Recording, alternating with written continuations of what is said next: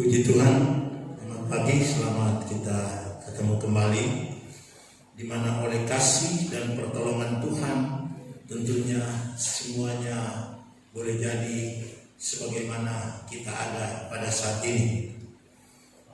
Pagi hari ini kita akan membaca Alkitab kita.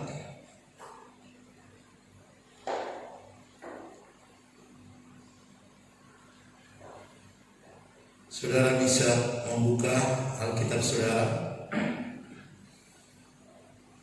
di dalam Lukas 11 ayat yang ke-13.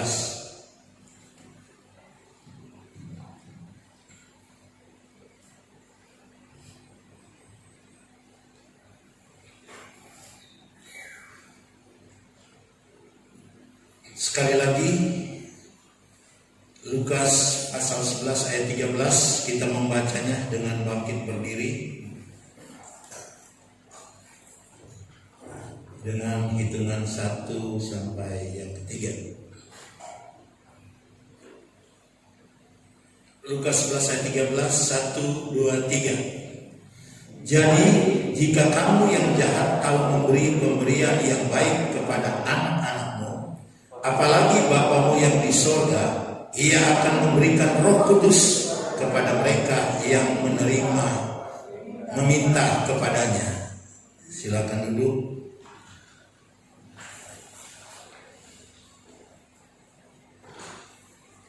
Puji Tuhan, saudara jemaat yang dikasih Tuhan.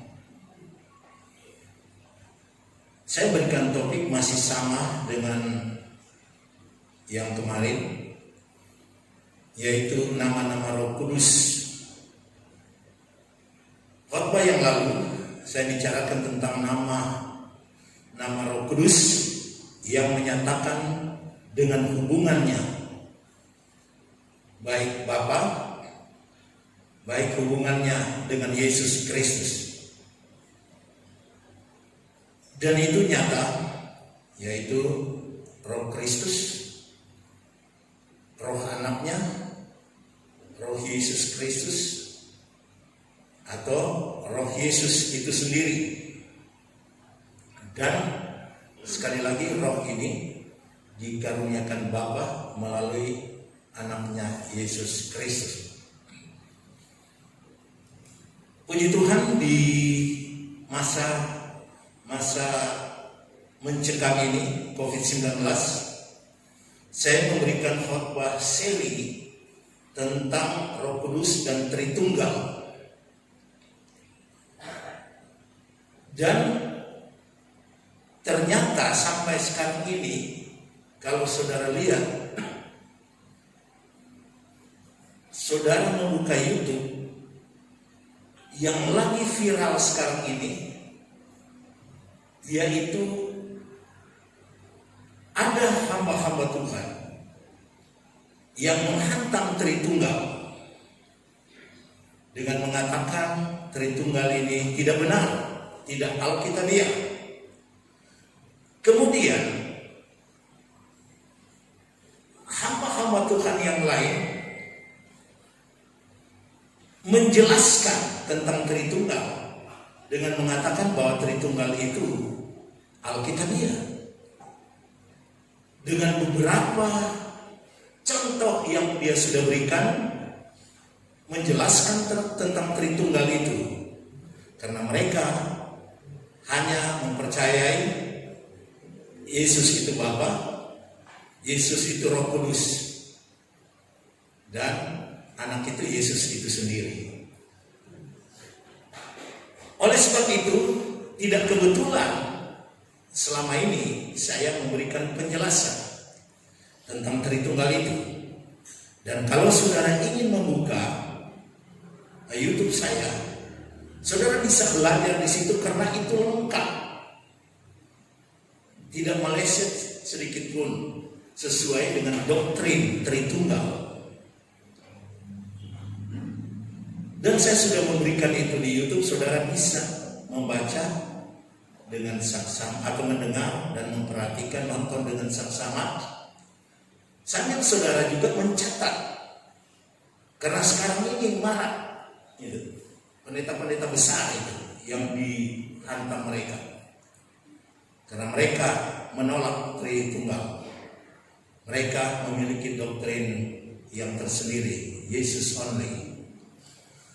Sebab itu melanjutkan tentang nama Roh Kudus yang sudah saya sampaikan berhubungan dengan Bapa. Roh Kudus itu berhubungan dengan Yesus. Tetapi Roh Kudus bukan Yesus, Yesus bukan Roh Kudus. Begitu pula Roh Kudus bukan Bapa, Bapa bukan Roh Kudus.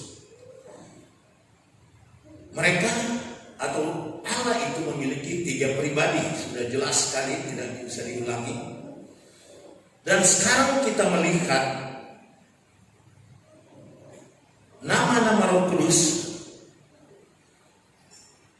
menyatakan perangai itu sifat dan pekerjaannya. Jadi Roh Kudus atau Roh itu memiliki perangai. Yang perangai pertama yaitu kudus, yaitu Lukas 11 ayat 13 tadi yang sudah kita baca. Dia disebut kudus, itu perangainya, atau disebut Roh kekudusan, itu perangainya juga.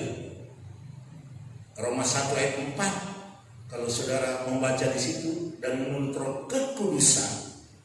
Jadi Roma 1 ayat yang keempat, Paulus menulis di situ, dan menurut Roh kekudusan dinyatakan oleh kebangkitan atau kebangkitan Yesus dari antara orang mati, bahwa ia adalah anak Allah, Yesus Kristus Tuhan kita.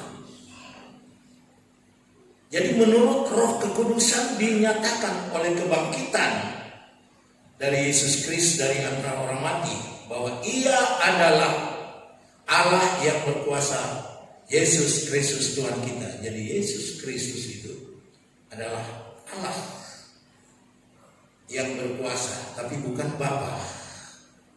Jadi Allah itu, Tritunggal Allah itu memiliki 3, Bapa, Anak, dan Roh Kudus. Jadi perhatikan itu ya, waktu pengutusan murid-murid, baptiskan mereka dengan nama Bapa, Putra atau Anak, dan Roh Kudus. Jadi saudara yang dikasih Tuhan, Roh kekudusan yang bisa kita lihat di sini, yaitu menyatakan perangai. Dan kemudian kita lihat juga apabila saudara ingin belajar tentang Roh Kudus ini, Roh Kudus itu mengadili dan membakar. Coba saudara buka dalam Yesaya 4 ayat 4. Dikatakan begini, apabila Tuhan telah membersihkan kekotoran putri Sion dan menghapuskan segala noda darah Yerusalem dari tengah-tengah atau tengah-tengahnya, dengan Roh yang mengadili dan Roh yang membakar. Jadi kita lihat Roh Kudus atau Roh itu memiliki perangai yang kudus atau kekudusan, tetapi dia memiliki pekerjaan dengan Roh yang mengadili dan Roh yang membakar. Dan ini disampaikan oleh Nabi Yesaya. Apabila Tuhan telah membersihkan kotoran putri Sion, katanya, dan menghapuskan segala noda darah Yerusalem tengah-tengahnya dengan apa? Dengan roh yang mengadili dan roh yang membakar. Ini pekerjaan dari roh itu. Jadi untuk membersihkan itu, atau untuk Tuhan membersihkan kotoran itu dari putri Sion dan menghapus segala dosa darah Yerusalem di tengah-tengah umat itu sendiri, maka yang bekerja itu adalah roh. Roh itu mengadili, roh itu membakar. Itulah sebabnya pada saat ini firman Tuhan menjelaskan tentang Roh Kudus itu. Roh mengadili dan membakar. Jadi nama-nama Roh Kudus dinyatakan peranainya melalui ayat ini yang kita sudah baca tadi, kudus dan kekudusan. Tetapi di sini juga kita melihat pekerjaannya yang dahsyat dan luar biasa.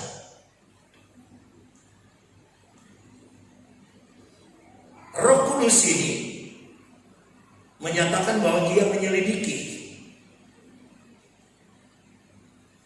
menghukum dan menyucikan dengan api. Kalau mengadili kan harus diselidiki dulu. Apa kesalahan kita, apa dosa kita, apakah sudah diampuni atau belum, barulah dia adili dengan jujur kepada kita semua. Dan kalau dia temukan hal-hal yang memang tidak benar di hadapan Tuhan, barulah Roh Kudus itu membakar kita. Nah, saudara yang dikasih Tuhan, jadi kita lihat di sini Roh Kudus juga yang tadi kita sudah dengarkan, yaitu kekudusan. Roh Kudus juga itu disebut roh kebenaran. Ini julukannya. Nama dari Roh Kudus itu kebenaran. Itu nyata sekali di dalam Yohanes 14 ayat 17, yaitu roh kebenaran. Dunia tidak dapat menerima dia. Jadi dunia tidak dapat menerima dia. Siapa dia? Yaitu roh kebenaran.